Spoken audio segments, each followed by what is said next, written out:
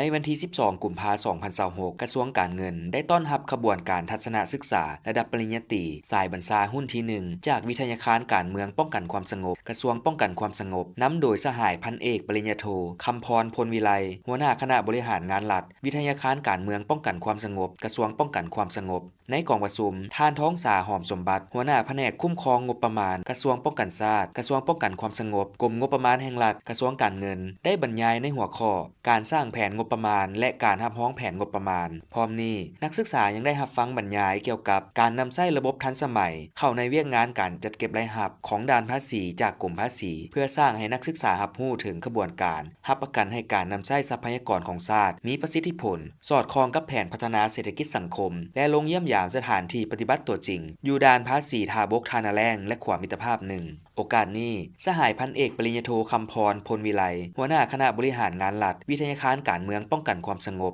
กระทรวงป้องกันความสงบได้แสดงความขอบใจต่อคณะต้อนรับและผู้บรรยายนำเสนอบทเรียนความรู้อันได้สร้างความรู้ใหม่เพิ่มเติมให้วิชาการเงินแห่งรัฐซึ่งเป็นข้อมูลอันดีที่จะได้นำไปปฏิบัตินำใช้เข้าในการประกอบบทเรียนให้สมบูรณ์เติมพร้อมนี้สหายยังฝากความไว้ว่าโอกาสหน้าถ้ามีจะขอเชิญผู้บรรยายพร้อมคณะขึ้นห้องสอนสวยที่วิทยาคารการเมืองป้องกันความสงบกระทรวงป้องกันความสงบ